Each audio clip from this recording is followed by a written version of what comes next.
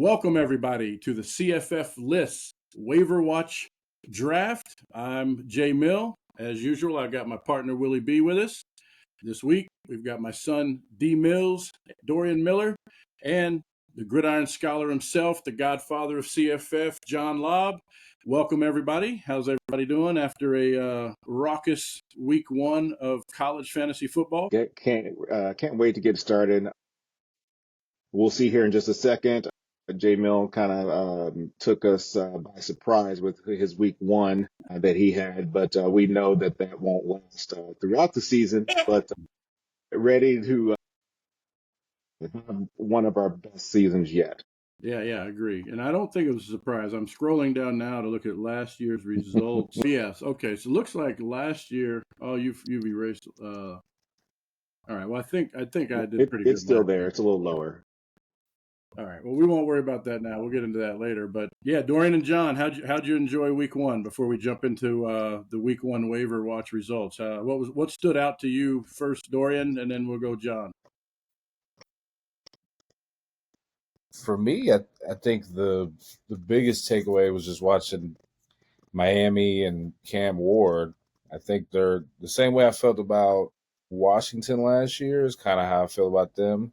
I know it's early, but the fact that they were able to dominate against a real legitimate opponent, SEC opponent, I feel like speaks volumes. The offense looked pretty calm and composed. Nobody seemed out of sorts. So I'd be curious to see how that takes shape throughout the season. But I think that was, for me, the weekend, just watching him operate was a pleasant surprise. I mean, we knew he was going to be good, but he looked. Right. What about you, John? Just kind of general feelings about week one in a nutshell. Well, I love being in the college fantasy football space and watching people react in the Dynasty, Devy, or NFL world. Like Ashton Gentry and T-Mac, the running back at Boise State and the wide receiver at Arizona.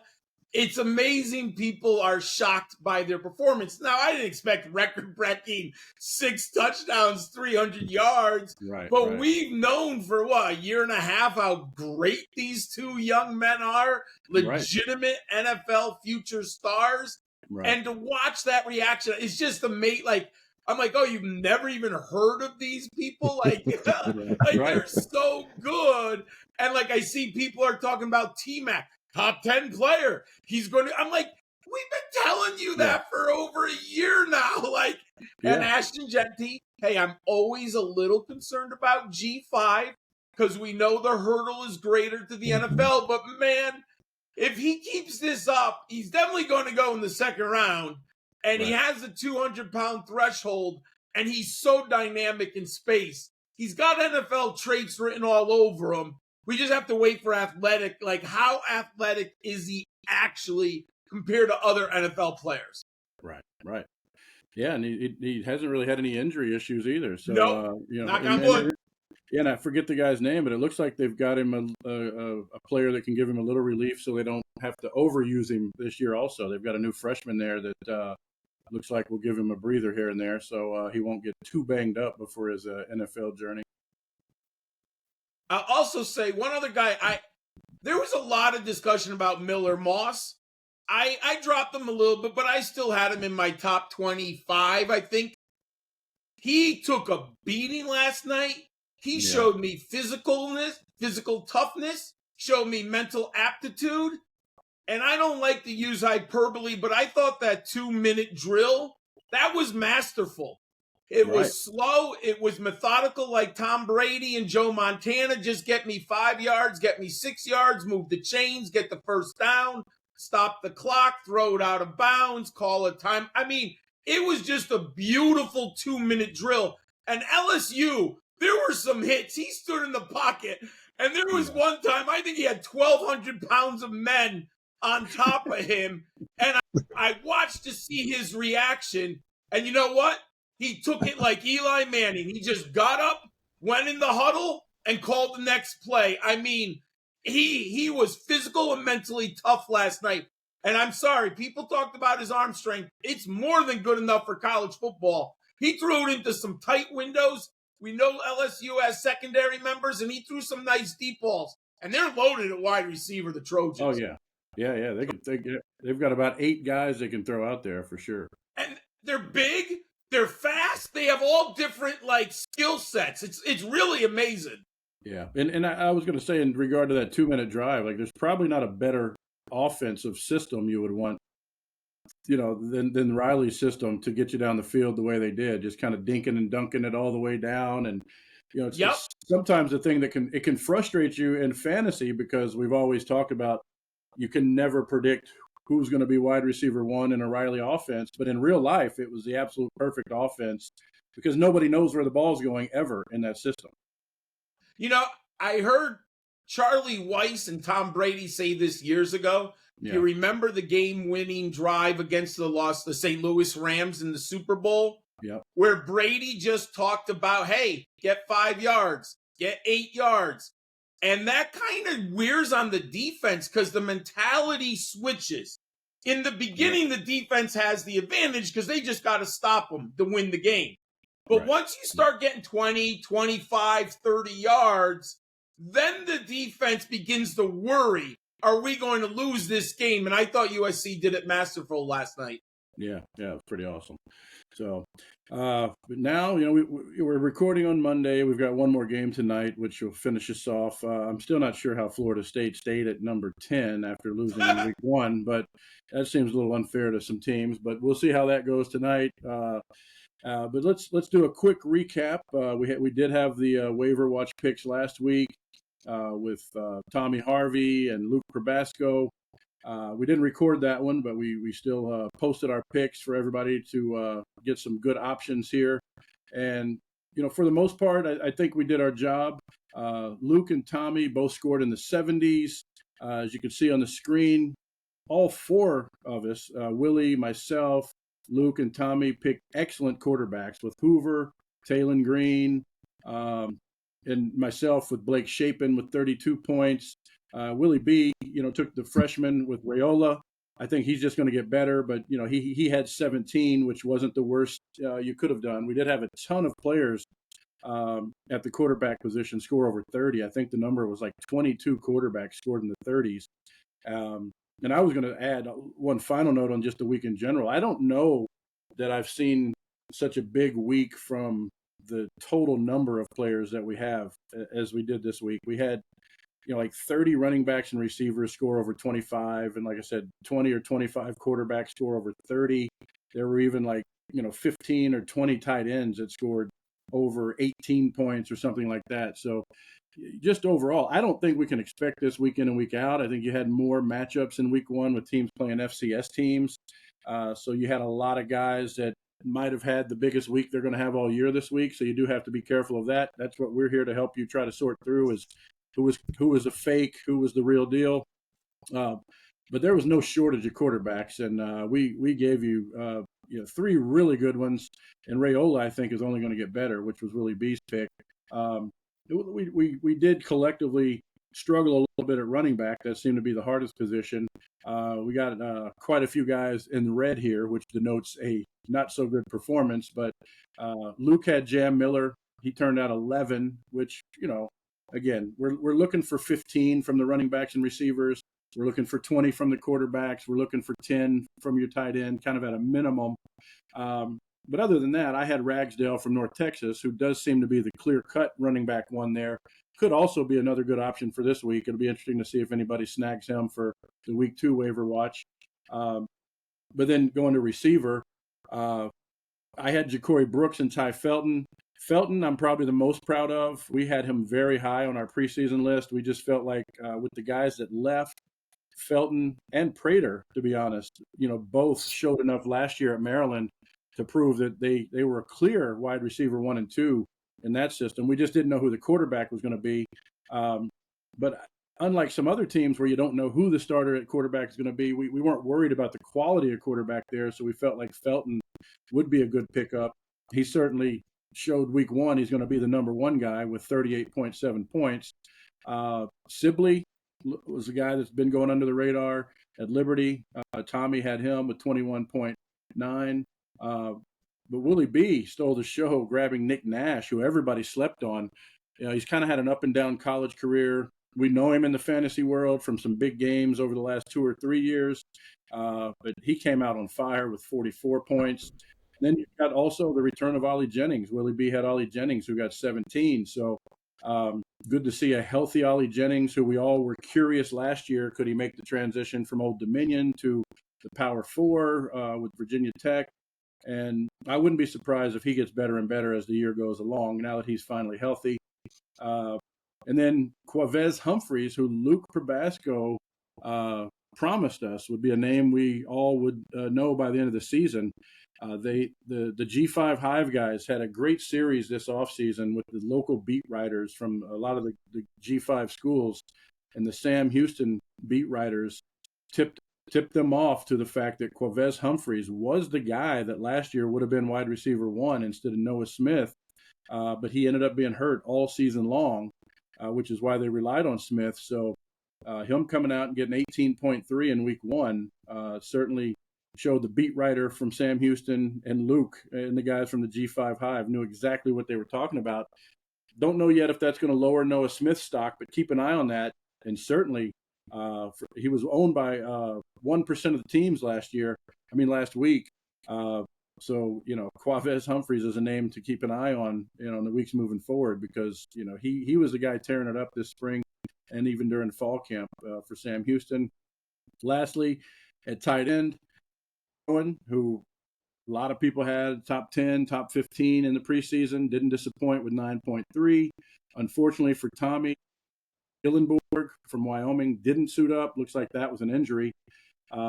Nyblack, I think the problem with Texas and Nyblack is they've just got too many weapons, kind of like we talked about with USC. They could throw the ball to about 7 or 8 different guys. So Nyblack might end up getting caught up in the shuffle there a little too much to be as beneficial as we thought he was. But again, it's too early to close the door on him. But he only ended up with 1.7. And then my pick at tight end was probably my biggest fail, even though I ended up winning the week with 121 points. I thought we'd see more out of Dykes. I don't know how you say it, out of Cal now that he's transferred out there. Looks like injuries. The previous tight end has held him off at the tight end 1 spot. So you might get a little more spot play with Dykes at Cal. So not sure I'm as high on him now following week 1 as I was. I think there's some better options that we'll talk about as we get into the draft. But just to recap, I think, Willie, you said my 121 ended up being a top 10 all-time score from the 4 years we've been doing this? Yeah, actually right there at number 10. Okay, so pretty proud of that. We look for 90 as kind of our bottom line. If you get that 20 from a quarterback, 15 from all your running backs and receivers, and 10 from a tight end, that's going to get you to 90. That's kind of the baseline we like to use. It's what we've averaged, I think, for the last couple of years as a whole with the two of us, me and Willie and our guests. Willie B came in second with 89, so good for the CFF list team. We beat our guest pickers, who, again, had a solid performance. Tommy had 75. Luke had 71.6. We're going to take the top 6 out of the 14 guys that do these preliminary picks with us through week 7. We'll take the top 6 and have a semifinal round. So we'll see how it goes. I know John's had some ups and downs with us. So hopefully John will get one of your good performances and turnouts this week. And Dorian, I think you were right in the middle of the pack last year, maybe in the 80s. So, let's see what we can do. All right. You want to scroll to the week 2 sheet. Just to let everybody know, there's 4 of us. We're all going to draft 1 quarterback, 2 running backs, 2 wide receivers, and a tight end. They have to be on less than 30% of rosters, according to Fantrax. For week 1, we used the draft percentage. Now they've got those roster percentages updated. So we're looking for guys on less than 30% of rosters. Since there's 4 of us, we are going to do a snake draft just for the first round. So the order is myself first, John Laub, the Gridiron Scholar, second, followed by Willie B and Dorian. So Dorian will get 2 picks back to back. Then we'll bring it back to Willie, John, myself, and then go in a regular order from there. So with all that, I guess I'll kick us off. You guys ready? All set. Yes, sir. All right. So I felt strongly as I took my notes that I had more than enough quarterbacks, way more than enough receivers, and quite a few tight ends. But I knew there would be 8 running backs taken. And in my preliminary notes, I found 6 that I was confident in. So I think since 8 will be taken, I better get my running back out of the way. I think that's going to be the toughest position to fill this week across the board. So I think you need, if you're limited with, your budget money, you want to save a little bit, or if you have a limited number of pickups you can make, I think you should definitely invest in running back if you're lacking there, because it's going to be the hardest to fill, in my opinion.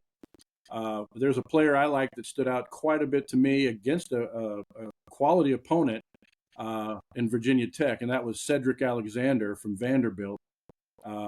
He was the clear running back 1 on that team. He ended up with 17 carries for 69 yards and a touchdown. He also caught a couple passes and got a receiving touchdown, which tells me they're not afraid to throw to him, at the goal line for a little deception. He does have to compete with the quarterback Pavia, for some touchdowns and some rushing yards because he is a runner. But I love the matchup. They're going against Alcorn State, so you don't have nearly as many matchups this week with the FBS versus FCS matchups. But I like the fact that Vanderbilt, coming off a big upset against Virginia Tech, is going in. Hopefully they don't take the attitude of, hey, we get a break this week. But on paper, they certainly do get a break this week. And I really like, what Cedric Alexander can offer there for what appeared to be a much improved Vanderbilt squad. And he's only on 12% of teams, so you have a really good chance of getting your hands on him. I was eyeing him down. With that, you had him down? All right. Took him from Dorian. Yeah. But, yeah, John, you're up, John. You're very curious here which way John goes. Well, I can't believe Jeremy. I was hoping to sneak in Cedric Alexander. I was thinking he could be my sneaky second runner. Because no one's talking about him. So kudos to you because I really liked him. So I agree with you. I did the same analysis. The running back position is the toughest.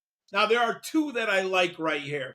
Okay. But I'm going to go with the one with the better perceived matchup immediately. Okay. And that is the Ohio Bobcats playing at home against South Alabama. Yep. And Anthony Tyus. Hey, man. If you get 200 yards rushing, you've opened my eyes. He got 200 yards rushing, but what's most important is he got it against Syracuse on the road. Right. Hey, Ohio's a G5 program. Syracuse is a Power 4 in the ACC. So to go on the road, get 200 yards rushing, average over 12 yards a carry, I'm all in. I'm not worried about South Alabama's defense. And what's he, 6% ownership? Or at least he was when I looked last? Yeah, Something I saw real 7. low. I saw 7, yeah. Oh, okay. So I'll take Anthony Tyus this week and try to fill in I have a couple sleepers at running back later. All right, well, that's a good trade, John. I had 3 of my 6 underlined, meaning those were the 3 I was prioritizing. And he was, I took one of yours, you just took one of mine that I had kind of in that top 2 or 3 group that I wanted. So good job to you also. Yeah, he's at 10%. So I mean, overnight. He's slowly creeping on up. All right. Okay, so overnight he went up 3%. Everybody doing their homework, or actually that shows you how many leagues are allowing waivers when the week's not even over. That's what I was confused because I did my waiver wire numbers yesterday. Yeah. I woke up, I double checked, and some of them went up 2 or 3 points. So leagues must do waiver wires immediately. I like to wait a little bit, but everyone's different. Yeah. I think waiting until the week's at least officially over is probably the best way. But hey, to each his own. Yep. All right, Willie, let's see what you got. You don't have to go running back, but it's drying up quickly. Yeah, it does seem to be drying up, but I think probably need to go with my one of the guys that I really liked instead. Okay. And let's go. We're gonna go. I know that they have a kind of a cream puff with Long Island, but I love this guy's targets. He had 17 targets, and we're talking about Savion Williams from TCU. Oh yeah, yeah, I yeah. just believe that they're not going to be able to keep up with this kid. Even if he only plays a half, he'll Right. probably duplicate what he did this week, and he had 11 receptions for 85 yards and a Right. score. Okay. So Yeah. we're going to go Savion Williams. Yeah, and I think what we saw in week one was what a lot of people expected last year. And time will tell if he keeps it up. But yeah, you the same way John couldn't ignore 200 rushing yards, I don't think you can ignore anybody that gets double digit catches. And he had 11 for 85 against Stanford. So again, a guy putting up numbers against a real team. Last week. Yeah, really like that. So Dorian, you have back to back here.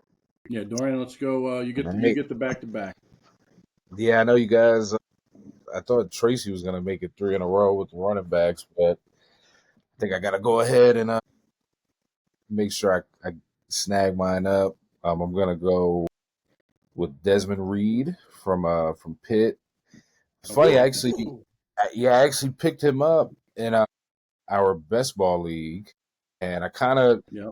preseason I saw some clippings on him. There was some positive talk, going around locally amongst the pit writers, I guess. And then fast forward and Hammond gets declared uneligible. But I just kind of really Right. lucked up and benefited from his performance last week. But he had 14 for 145 in a shootout of a game, 55-24 game. And then they've got Cincinnati coming up. And Right. Cincinnati actually, believe it or not, allowed um, 194 rush yards to Towson, which you would Yeah. think they could kind of limit them a little more, being more of an inferior opponent. So I think he should be able to keep the success rolling, and I'm gonna go ahead and snag him up. Yeah, one thing I noticed about him, I had in my notes, he also had a kick return touchdown. So you got him Uh, returning kicks, which is yes, potentially good another catch. nice bonus. Yeah. Yes, and then All right. I'm gonna go ahead since the running backs were flying. I'm gonna go ahead and take my second one. I'm gonna go Okay. with I think I'm getting his name right. It's Damon Claiborne Yeah. from Yep. Wake Forest. Yep. Yep. He was a guy I actually had my eye on last. Kind of once you get kind of in that nitty gritty mid season. This was in our best ball league. Nitty gritty mid season, just trying to find a good, healthy, supplemental running back. But he had 17 for 135 last week, and that was against North Carolina A&T, which it was a good sign from a game script standpoint because I know that game was kind of close to start. Obviously, they pulled away 45-13. Mm-hmm. And they're playing Virginia this week, who, granted, different team, but obviously the most data we got to go off of is last year, and they were 117th in rush defense last year. Yep. Granted, they played Richmond week one. We're able to limit them, I think, to 148. But 147. They still gave up 147 to Richmond, so that's still right, not so very good. yeah, so I'm hoping, and obviously, it's a conference game, so I'm hoping, he could have some continued success on the ground there. All right. Good. Yeah, I like it. Okay, so that Willie, that leaves you with possibly a chance here to take some of these last couple of running backs that might be available. Let's see if that's where you go here with the return to you, Willie B. No, no, we're not going to do that. There's no reason to panic at this point. Okay. I'll let you guys try to figure that out. Well, we're going to go with another guy who should have plenty of activity. We understand what Colorado's going to bring as far as defensive wise, so we're going to go Isaiah Nayor from Yep. Nebraska. Yep. He had and he only had 8 targets, but he had 6 receptions for 121 and a score. Yep. Should easily duplicate that against Colorado's defense. So we'll let you guys sort out the receivers. Then while I just feast on the rest of the running backs that are going to be available. Okay, I like it. He was on my list. I mean, I do have way more receivers on my list than I had running backs, and the two you took were definitely there. So yeah, good. I think you got two great wide receivers while we were digging into the running back pile. So John, let's see if you get that second running back, or try to get some other positions filled here. What do you got for us? So I'm trying to find the guy on my list right now. So give me half a second. I don't know why I can't find him all. Oh, there he is. Okay, he's still. Want to make sure he's under that 30%. Not sure where Hmm. if he moved up. So give me half a second here. Why? Oh, I That's all got too right. many things up. Okay, so good. He is under 30% still. All right. I'm going to go with my second running back. Well, the highest one I have ranked last. Okay. Okay. The matchup. Tough matchup. Trying. Oh, that's not a good matchup. You know what? I was going to. Does a tight end count wide receiver tight end designation? You could use a tight end. Most leagues seem to allow the tight end wide receiver designation as long as Fantrax has given them that. Our home league does not allow that if it's proven he's really a wide receiver. But what I've learned is we are the anomaly, and most leagues just go by whatever Fantrax says. So for the purpose of this exercise, you can use a wide receiver tight end as your tight end. All right, then I'm going to pivot. I'm going to go Jack Beck, TCU. Yeah. I mean, he was second on the team in targets. He had a really nice day. I think he had over 20 fantasy points, if my memory serves me right here. He's really third. 26.6. Yeah. 6 catches, 139 yards, and a touchdown. Yeah, and he's listed at wide receiver, tight end. I put him as my highest tight end waiver wire this week. Yeah. So I'll go with Beck there because I don't like the matchup of my other running backs. Okay. So I'll try to just see what's left at the end. But I can't pass up. I mean, I like Savion Williams. So let's go all in and hope this TCU passing game is high flying. Yeah, and they're playing Long Island University, so it's one of those where you just got to hope your guys, make their money in the first half or the first three quarters, or they kind of just are struggling and need to keep throwing the ball, towards the end. But that's always the CFF dilemma that newcomers realize is they think that, there's going to be this huge advantage in CFF when you play a big school against a little school. But what's beautiful about it is it balances itself out very naturally because those superstar players against the FCS teams typically will only play 2 quarters or have a lot of rotation in those first 2 or 3 quarters that they are in. So you got to hope you're still taking a chance against smaller, inferior teams that they're going to get pulled early. But in a lot of cases, these guys will put a full game's worth of stats in that half. So I think it's a safe play for Williams and Beck to be in those lineups for you guys. Sometimes you get rare cases like the Washington State game, though, this past week. They seem to keep their guys in there longer, which, I don't think anybody expected. Or even like, even though they're not an FCS team, you kind of get a case like Arizona versus New Mexico, where New Mexico put up a much tougher fight than people probably thought. And you get that 100-point total game. I think there were 4 total games over 100 points combined, which kind of explains a lot of these big numbers we were talking about by so many players. Yeah. All right, guys. My pick. I think because I've only got 6 running backs in my notes and 4 have been taken, I don't want to be stuck having to look for a guy outside of my top 6. And there's another one I really like. I mentioned I underlined 3. Tyus was taken by John. I took Alexander. The other one that I have is Anthony Hankerson at Oregon State, who ended up with 24 carries against Idaho State. He had 155 yards, 2 touchdowns. What was impressive, or not impressive, but what I had to go in and look at, they had another running back on the team who also had an equally good game. And I wasn't sure because you can't watch every game. I had to go in and check who scored first. So I used the fact that Hankerson scored his 2 TDs in the first half as my indicator that he is the true RB1 on that team, even though you had another guy get over 100 and a couple of scores also. Hankerson is going to be the guy for Oregon State this year. They're playing San Diego State. I actually like the fact that it's not a cream puff. It's a tough enough team that he'll probably have to play the whole game. They're going to need him at the goal line. So I'm going Anthony Hankerson, Oregon State, just because I'm scared that I wouldn't get another chance to get a running back from my list. And I think he's definitely going to be a 20 carry guy. And I think he's playing against his old. Oh yeah, Is yeah. it Oh right, yeah, that's interesting. Yeah, he's playing against Sean Lewis at San Diego State because Hankerson is the transfer that they picked Colorado? up from Colorado. Yeah. Interesting. Just So, a fun fact. Just thought of that. all right, maybe there's some motivation there. We don't if he didn't like his old coach. We don't know, but yeah, there we go. Hankerson. I think he's definitely going to be a 20+ carry guy that you can count on.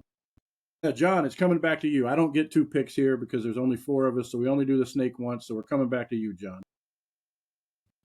All right, so I'm looking at my board, and I do need a running back, but I don't love the matchup. So I'm going to go with who I hope has the biggest quarterback day, because maybe I can get a little bit of advantage at the quarterback position. So I don't necessarily want someone on the road. Mm-hmm. I would like to keep a young man who's playing at home. I'm going to take Brendan Sorsby, Cincinnati, playing at home against Pittsburgh. It was a tough decision, but I'm going to go Sorsby. He has a little bit of rushing upside. Right. So maybe I get some rushing points there or a rushing touchdown. But I really liked how Sorsby played this weekend. I thought he looked really good again. It's Townsend, I understand.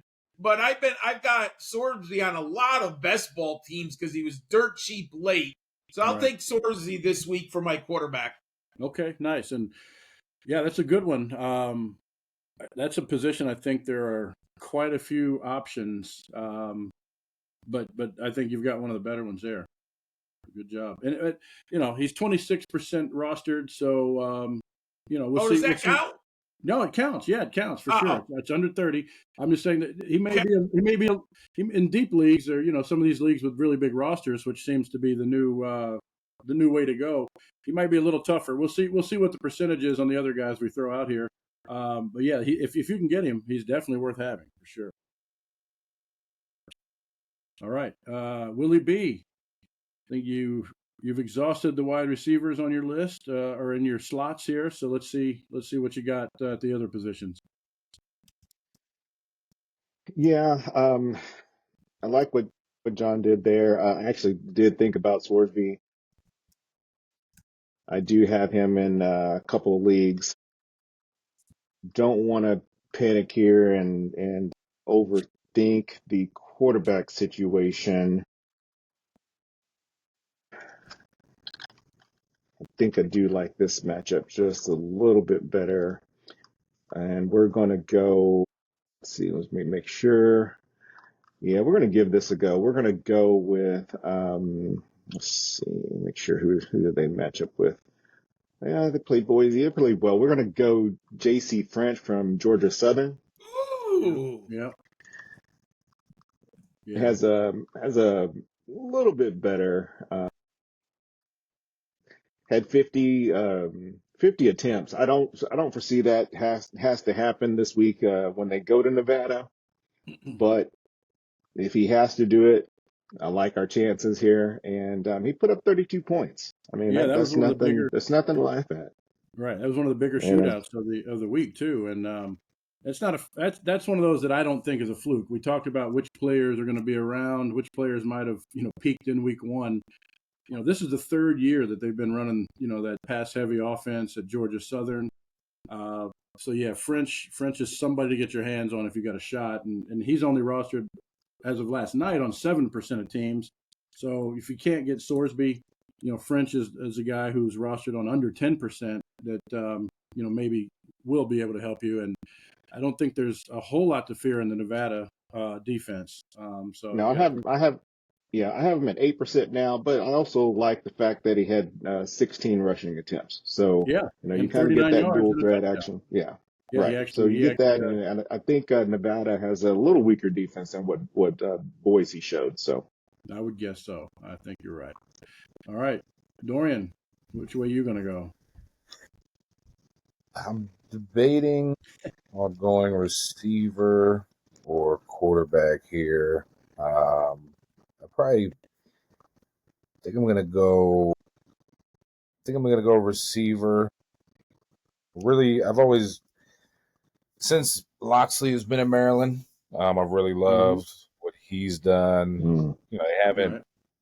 they haven't jumped off the page on a national level, but he's been pretty consistent since taking over.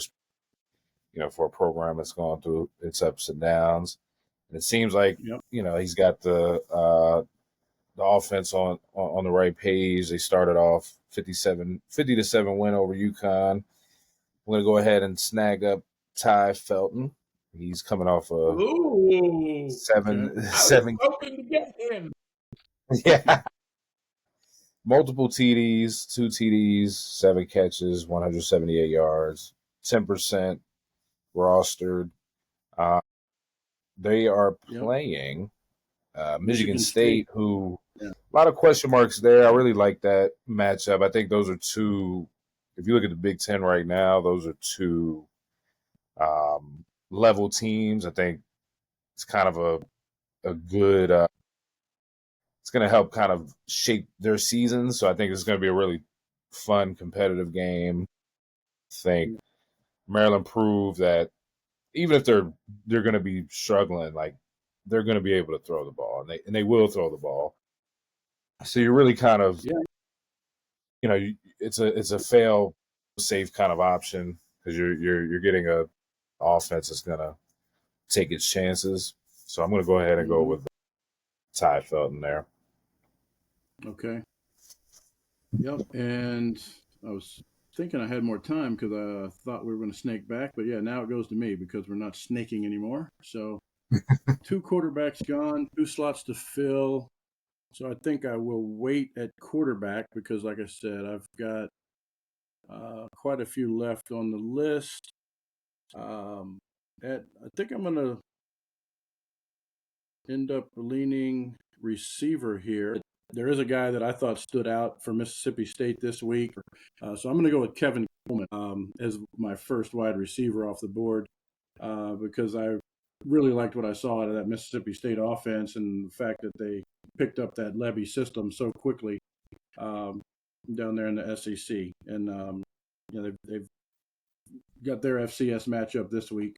So I think they keep it rolling. There are going to be enough targets to go around, and Kevin Coleman should be a safe pick to secure, those 15 points you need at wide receiver. So I'm going to go Kevin Coleman from Mississippi State. Nice. All right. So I'm going to have to play a little game strategy here because I noticed my good friend Willie needs 2 running backs. And I noticed that Dorian only needs 1 wide receiver. Therefore, wide receiver value should fall to me. Yep. I don't like the matchup, but I do think he's a waiver wire player worth picking up long term, but I will also pick him up for this matchup. I'm going to go Frank Chalk of San Jose State. Yep. It's not a good matchup, but maybe he's a breakaway player. Maybe he gets some pass catching. Maybe they have to play from behind in this game.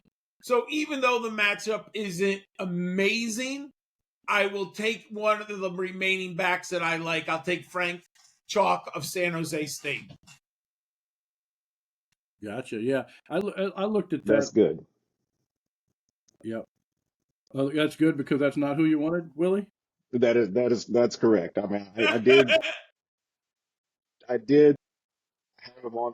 I just didn't care for the matchup all that well, so I'm actually glad that you did take them. Yeah, I know. We've all seen Air Force, have a pretty tough defense over the years. That's the problem, right? And they slow it down. Yep, they slow it down.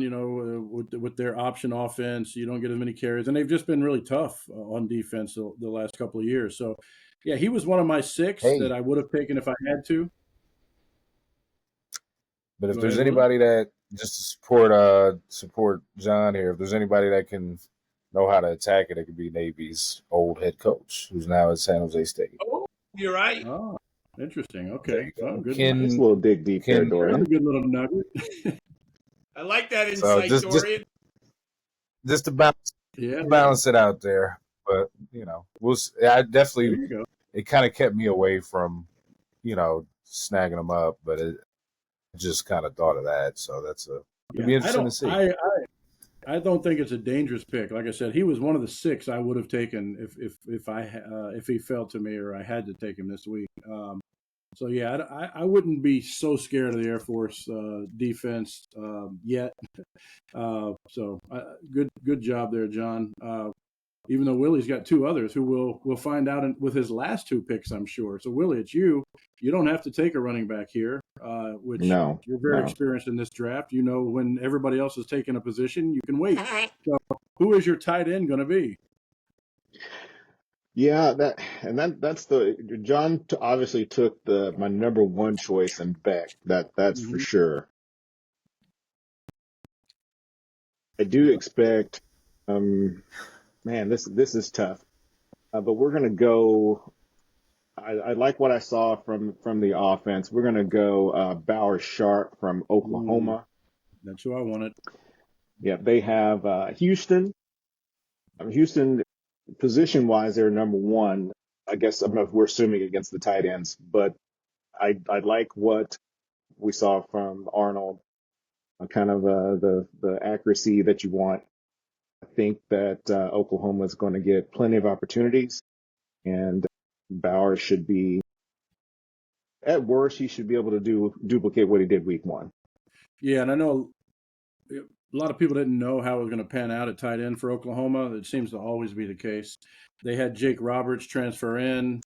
I think a lot of people were guessing he might take that job, but that didn't appear to be correct. And Sharp seemed to be a clear tight end 1 for Oklahoma. And, once you get to the midseason point, you definitely need a clear tight end 1 to give you those few extra points, to give you that advantage. So I think he's definitely a guy who's got double-digit potential every week, the way it looked like they were going to be targeting him in that first game against Temple. And I felt that, you got a couple of injuries still. Um, he's gonna have to be an option for this young quarterback. So, Right. All right. Good pick. Dorian? Yeah, Dorian. Yeah, I got nervous you were gonna take my guy. Let me. I'm gonna go ahead. I'm kind of towing the line here, but he's saying he's 26% rostered. Okay. I'm gonna go with Jalen Conyers from Texas Tech at tight end. Okay. He is coming off a week where he had five catches for 63 and a TD, and a pretty crazy game. I've actually been meaning to check out highlights or some kind of recap, but Texas Tech beat Abilene Christian 52 to 51. Obviously a good sign with Conyers to obviously the tight end, the ceiling is what it is. You're going to get hit or miss games, but the fact that they were kind of backs against the wall seemingly, and he was able to benefit in a game like that, I think is a good sign. So it shows that he leaned on him in some kind of way. So I'm gonna go ahead and take him. And he's 6'4", 270 pounds, which is pretty crazy. Yeah, that's interesting. I didn't see him when I was going through fan tracks, and he was a guy I was curious about how they would target him, and if he had even won the job outright over Tharp and all that. Yep. Yeah, this is the first I'm hearing about his performance, so that's good. It's good. I was curious about Conyers and how he was going to play out, for Texas Tech. Yep. Yeah, he was on my list. I just didn't like the fact. I mean, I know it was week one. I didn't like the fact that they let Abilene put 50 on them. Yeah. I don't see that. So, I mean, are we going to have to do that every week? We'll see. They have Washington State this week. If they have to put up 50 again, just to be in the game, then we know Conyers it might be a viable option going forward. But this might be the tell-all this week. Yeah. Right. Yeah. Make or break. Okay. All right. So it's coming back to me, and I was going to go receiver because I knew John needed two, but and Dorian still needs one. But I think the guy I'm going to take there is going to stick around, and I'd rather grab the quarterback I really want here because I think there could be a chance he gets taken. Um, and that's going to be Baron Morton from Texas Tech, who I really like to get into a shootout with Washington State this weekend. He had 378 yards and 5 touchdowns in week one in the game you guys were just talking about. Uh, I don't care if they get behind against Washington State and it's a tough game. We know what kind of offense Texas Tech runs, and they're just going to keep throwing and throwing and throwing. And on the other side, Washington State's going to keep throwing and throwing and throwing. So, there's another game for week two that you could probably expect to get near 100 points like a few of those games did this week. I'm actually shocked when I saw that he was on less than 30% of rosters. It looks like he's gone up a percentage overnight to 25%. He may be a little tougher to find in some leagues, but the fact that he's showing up only on 25% again is shocking to me because, again, we know what system quarterbacks can do. And even if you don't like the name and the history he's had, maybe he's been a little inconsistent. I think he's shown enough here recently that he's worth picking up, and he's a long-term play as much as he is a short-term play. For me, I think he'll have a big week, and you can hold on to him for the rest of the season.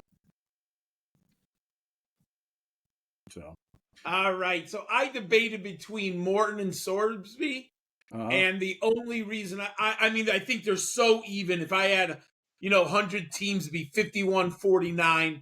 I like Sorsby because he's home. I think it's a little bit better of a matchup, but it's really close.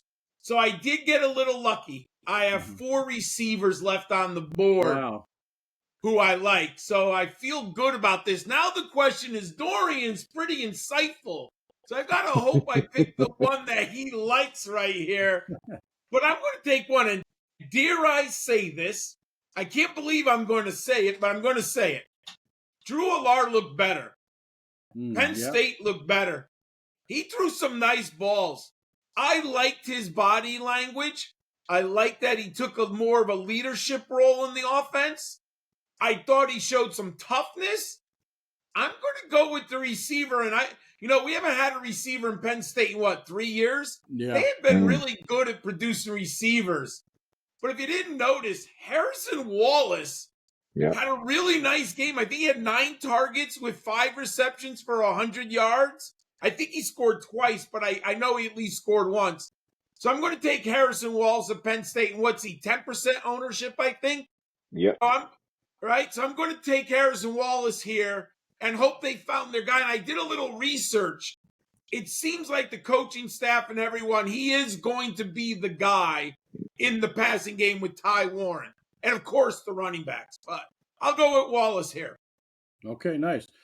And that's what I like about doing this every week once the season gets started. You can't possibly keep up with every single option, that's out there. I missed, seeing what Conyers had done. I'm finding out about it today. I saw glimpses of the Penn State game, but as we were saying before we hit the record button today, I had 8 games going at once all day long on the quad boxes on multiple TVs. So you're watching a lot of games without sound. So I didn't know who was catching the ball for Penn State, to be honest, and I hadn't looked it up yet. So, this is a nice little shortcut to not have to do as much work and be able to just get some quick advice here. So good job. I'll be looking him up, John, and seeing what his future looks like. He's a big boy, too. I think he's over 200 pounds. So yeah, wow. I think you might like him. Okay. Yeah. Yeah, Willie. I had 6 receivers on my list, and Harrison Wallace was on the list. Okay. So I do like that pick. We talked a little bit before.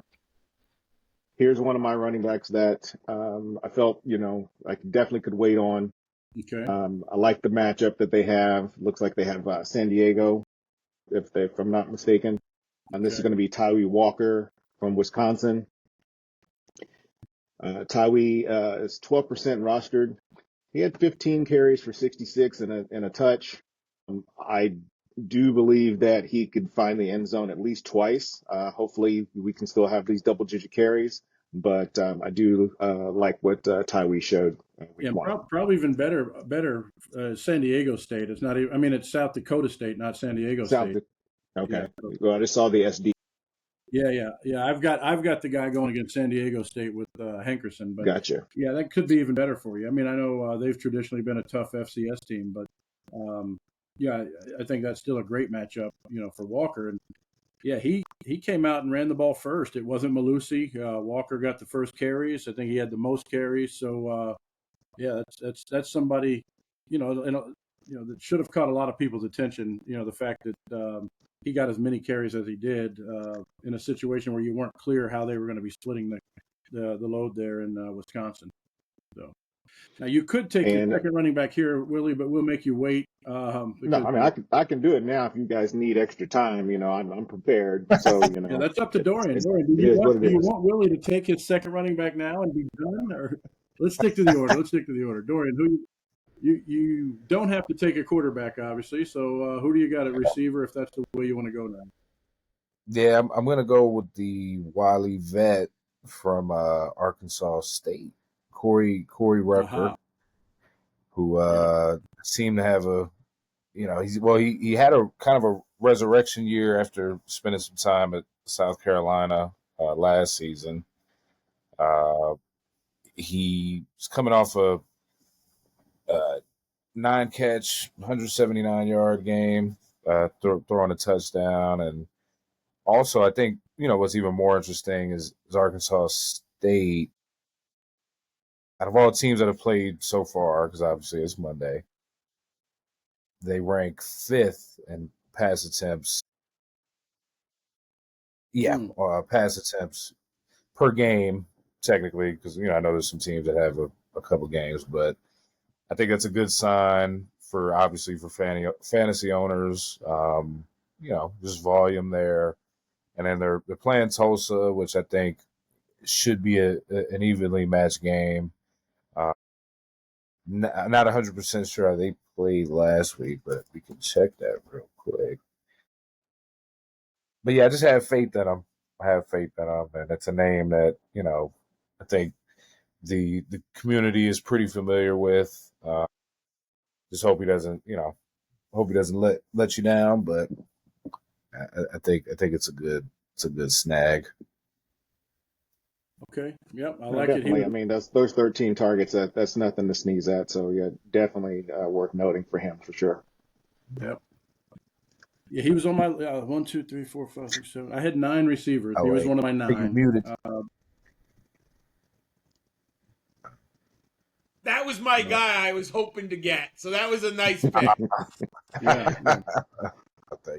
Thank you. Yeah, he was one of the 6. There's two left that I have.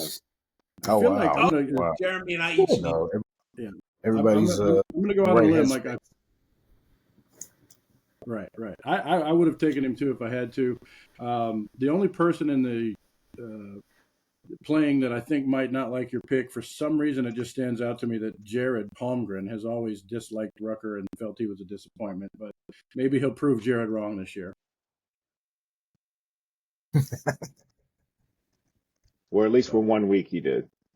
Yeah. At least for this week he did. We'll see if he can be consistent. He might be a 7-year player. I'm not positive. Maybe you can check that while I'm making my pick. He's 5. I think he's 5, but it is crazy. It's funny how guys. It feels like 7. It feels like Rucker's been playing for 7. Yeah, it's just a fun fact. I gotta say it. The guy from Miami, I would have been. I think I've had 3 jobs and 2 children, and I would have played 2 seasons with that guy from Miami. So just for a frame of reference. Right. Yes, I would have been on the team. I would have played 2016 and 17 with them, and it's just remarkable. Yeah, I forget his name. I forget the kid's name, and he's not even a kid anymore. I forget the man's name, who's in his 9th season for Miami, but he did get their first touchdown, which I thought was pretty cool this year. It's just in the Miami game. Yeah. I think they said he was the same class as Justin Herbert, and when he committed, the Obama administration was still in office. So that's outrageous. All right. That is a good fun fact. Yeah.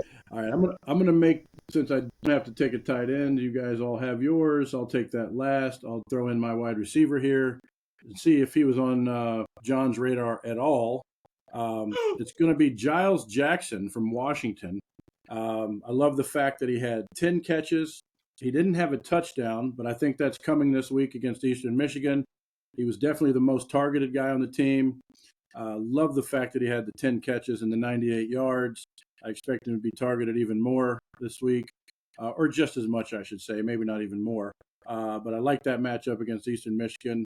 Um, I think the Washington offense is just going to continue to get better as the season goes along. We know what those coaches are capable of on offense with what they did at Arizona the last couple of years. So yeah, give me Giles Jackson. It was a bit of a mystery who the most targeted guy on that team would be. He's definitely going to be one of the most targeted, if not the most targeted, as the season goes on. All right, he was on my list. Okay. But you know me, I like to take a little risk, and maybe I embrace too much risk. Okay. But this is a competition where I'm looking to win. So I'm going to go here with Deontay Thornton, the Tennessee wide receiver. He only had 3 targets. So I get it. If you're looking for opportunity and touches, he probably isn't your guy. But with those 3 targets, he had 3 receptions for 105 yards and a touchdown. I think last year, many of us were on the Dante Thornton train. We thought he'd be better for Tennessee. We love that. At least I love that Josh Heupel offense. Didn't they score over 50 last week, right? Yep. And Dalvin, running back, had over 3 touchdowns. I'll take a chance that Thornton is going to be the guy, and maybe he'll get 5 targets this week and get in the end zone again. So I'll go with the high risk, high return wide receiver. Yeah, I like that. I like that a lot. It's they out of all the teams that played an FCS school and won big, Tennessee has to be probably in the top 3 that won the easiest. Tennessee went down and scored every single possession that they had the ball. I think they might have had one of those games that was 49-0 or close to 50-0 at the half. And that probably explains why he only had 3 targets. They didn't need to throw him the ball more than that. But this week they're playing NC State. Carolina. Yeah, they play NC State. So I'm hoping that the offense has to remain on the field again and push it. And they're on the road. So I think that's good for Thornton's target total. Yeah, this is a situation where I think you like the fact that they're playing a team that should be a lot tougher because, like John said, he's going to play the whole game most likely, and should, I'd say, he at least doubles those targets and has a good chance to get to the end zone. That's a nice one. Okay. Yeah, so John, I like it. Yep. Yeah, so both those guys didn't have on the list. Only because there was 1 or 2 that, just personally I liked a little better, but I like both of those picks. But my last running back here, we're going to go Kobe Pace. Ooh. I know that he gave up 8 carries to Brown, but they were playing Richmond Spiders. That's not going to happen this week. I think he should definitely be in that 15 to 20 carry range when they go to Wake Forest. Kobe Pace, 8% owned. Or rostership. Well, I do like what we did at the running back position, letting you guys, take the obvious, and we'll just take the value. Right. Okay. Yeah, he's a guy that was kind of just off the radar for me in the preseason, but I kept thinking, like, should he be higher? Is he going to get more carries, more production? And he showed enough in week 1 where I'm not mad at that pick at all, Willie. I think he's got a big upside this week. Also, I didn't have him on my initial list, but when we were talking before we started recording, I thought when you mentioned him, he was definitely a guy worthy of being in one of these 8 spots. I don't disagree with that at all. So. All right, so we're done. Dorian? Yes, yep. I'm going to finish it off with Diego Pavaya from Vanderbilt. He's a 25% rostered. Yep. And he's honestly, he's just he's full of surprises. This guy is he may run for 170 yards, or he may throw for 350. You never know. And I think the most interesting thing is, he was able to prove. I think there was probably a lot of question marks with people like, all right, this guy was at New Mexico State doing this, and he showed against a team that had a lot of preseason hype, a lot of dark horse playoff talk, that he could play on the P5 level. So I think there's a reason why Jerry Kill went from New Mexico State to Vanderbilt with him. I think he just loves the guy. I played for Jerry Kill at Rutgers for a season, and I could just tell this is his kind of guy. He's just a scrappy. He's not your prototype quarterback. He's literally just gonna do whatever he needs to do. If he's got to run the ball 30 times a game, he will. So I think, Right. You're getting a guy that I feel like you could trust. He may have a quiet game for 3 quarters and then explode in the fourth, or he may dominate the whole entire game. You just never know. But I think he's very fun to watch. So Right. I agree. I was, a lot of people, since he wasn't in spring camp, just weren't sure if he was going to even end up winning the job. Then people started making the connection that Jerry Kill was going to be there as an offensive analyst, even though he's not the coordinator, so he'd have some influence. And you started seeing the writing on the wall that Pavia was going to be the guy as we got closer to the start of the season. And like you said, Dorian, he proved that he's not just a G5 talent this week. And it's going to be very fun to see, how his dual threat abilities fluctuate from week to week. Like, is he going to get 200 yards passing? Is he going to get 150 yards on the ground? How many touchdowns is he going to score?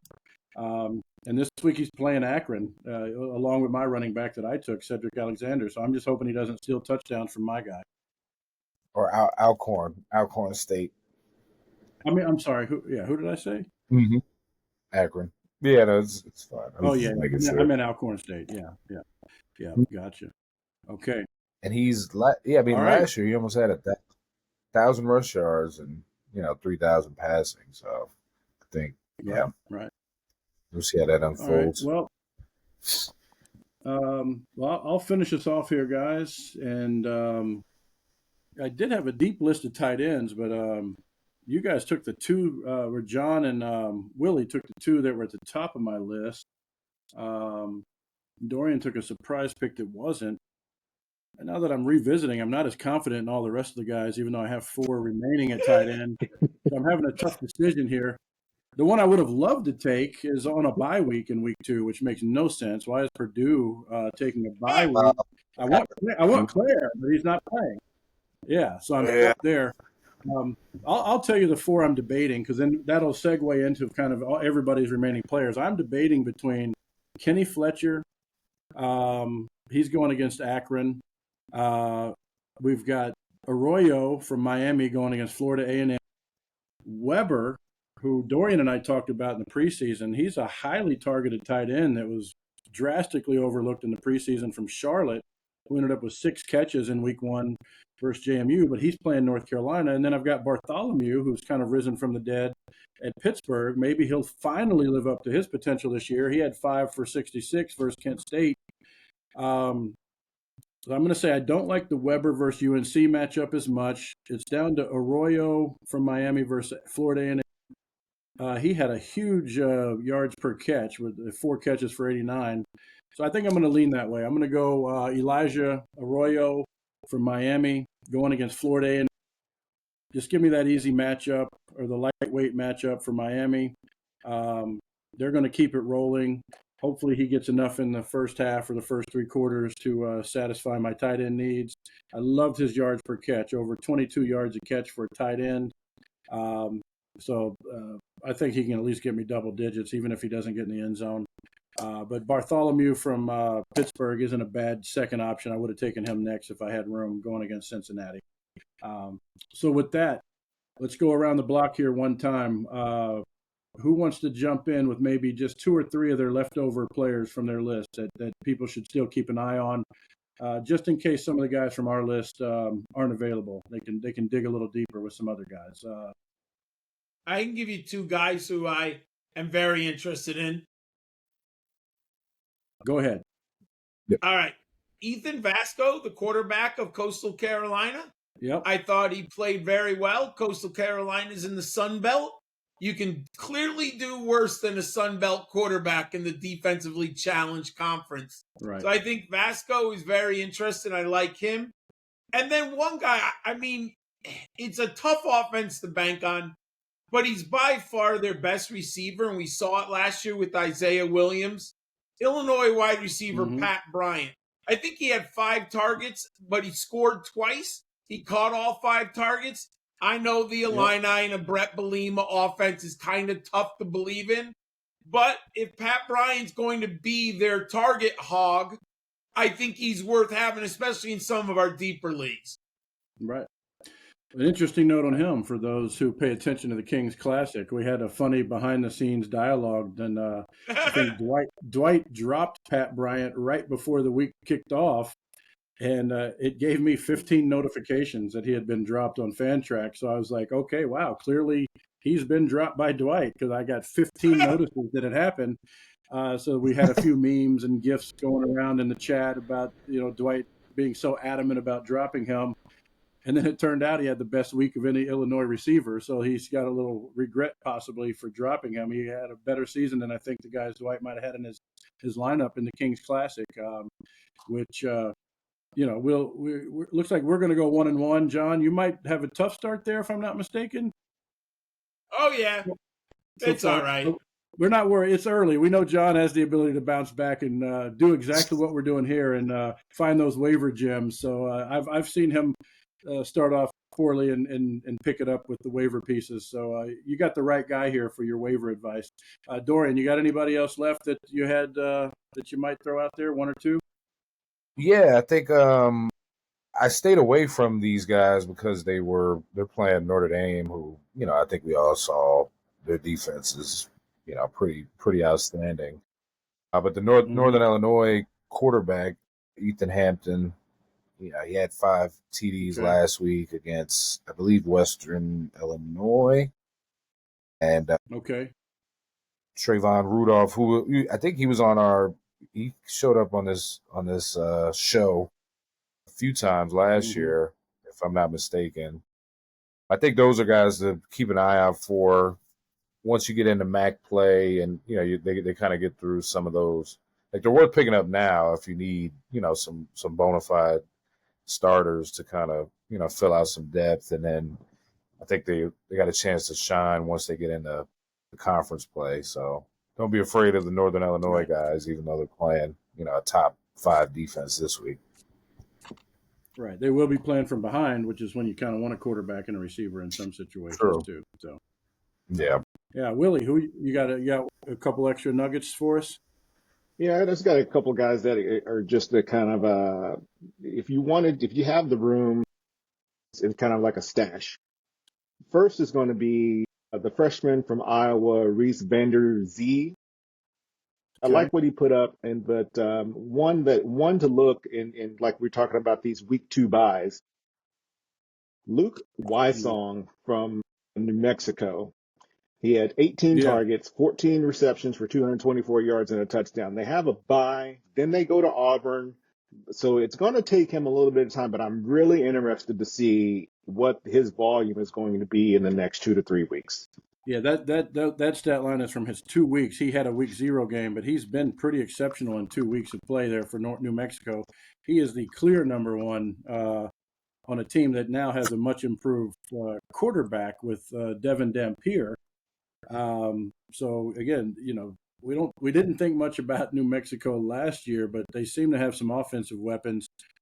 I was actually considering his counterpart there at quarterback with Dampier, but they happen to be playing Auburn this week. So I don't think you want Dampier or Wysong versus Auburn. Might be a little bit overmatched, but Dampier was the number 1 quarterback in week 1. without question. He had 47 or 48 points in most leagues. And that was coming off of, I think, a near 20-point game in week one. So he's averaging 33.8 in 2 games. And Wysong is his clear number one target at wide receiver there. You got any more, Willie? No, just and then going back to circling back with Vander Zee. Just not used to talking about Iowa in that realm as far as passing, but I just like what I saw. He had 5 for 66 and 2 scores. So they get Iowa State. I'm actually just really looking forward to watching this. I hope it's a good game for once. Yeah. Yeah, Willie. Seeing what Iowa and Iowa State do. Yeah, that's interesting. We'll see if the Iowa State team can get over like 21 points versus an FBS team this year. Cade McNamara threw 31 times against the FCS teams. With some hope. Right.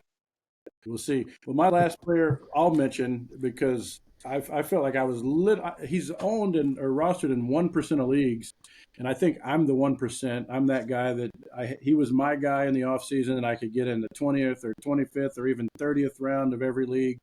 It's Devontae Ross from Troy. They lost basically the bulk of their lead receiving group last year. And then they had another kind of tragic incident where Christian Lewis at Troy, who would have competed with Ross for the wide receiver 1 spot this year, ended up finding cancer. Turns out he's getting treated. It's going well, but he's going to miss the whole season, which left the door wide open for Devontae Ross at Troy to be the number 1 receiver. He didn't disappoint in week 1 with 7 catches, 103 yards, and a touchdown. He's got a tough matchup this week, so I didn't take him as one of my guys this week. But if you need him in a pinch, I think he's an easy guy that you can go grab at 1% roster, Devontae Ross. They are playing Memphis, which should put them in a little bit of a shootout format there. So even though it's a much stronger matchup than Nevada was last week, he's been my guy. So I'm going to go ahead and just give him a shout out and push everybody to lean his way. Because he's going to get targets. He should be a 10-target guy almost week in and week out for Troy. And I think I mentioned enough tight ends, and I mentioned Devin Dampier. I'll throw the Tulsa quarterback out there, Francis, as somebody you can keep an eye on. And even Peyton Thorne at Auburn was pretty impressive with 39.8 points. He can run and throw, and they're playing against New Mexico. So Peyton Thorne in a pinch with 16% rostership at quarterback was another one. But with that said, we love having John. Like we said, we're not boosting him up. He is the godfather of CFF. He's the voice. He's the leader. He has organized a great movement here to help push CFF to the next level with the work he does at Fantrax. And John, any final words you got to say there? And we love having you. I know you're doing work at the Rookie Big Board with Matt Hicks also. But any final thoughts as we depart and get ready for week 2? No, I just wanted to thank you for inviting me on. It was an incredible week of football. I had so much fun. I love doing this show. I think this is my 5th time, but it might be the 4th. I forgot exactly. Yeah. But it's always a pleasure to come on with you two gentlemen. And as always, Jeremy, it was great meeting you at the King's Classic in Canton, Ohio. And I hope that Willie B comes out one year so I can meet Willie B in person. Yep. I hope so as well. Hopefully this upcoming year. Exactly. Awesome. And my son Dorian Miller, I mentioned, he's a former Rutgers football player. We're a football family. I'm blessed to have had 3 make it at the D1 level. I don't know what to do these days with none of them to watch on TV, but he's definitely got some insight that he added, for us this week. Dorian, any thoughts going into week 2? No, I'm down. I'm just happy college football is back on. I think I felt like exactly. a kid and waking up on Christmas, Saturday morning, the games rolling. I think just the surprises that'll come and the teams that'll continue to play well. It'll be fun to just see how the season takes shape, and I'm just happy football is back. All right, Willie, what do you got? Just last for me, Luke Altmaier. I'm watching you, kid. Keep up the good work. Yeah. Need you in the home league, and everyone else. Hope you guys have a great season. Thank you for watching and listening, and good luck this week. All right. Good luck, everybody. And I agree. It is like Christmas time when this first week rolls around. So I couldn't have been happier just getting up and waking up on Saturday morning.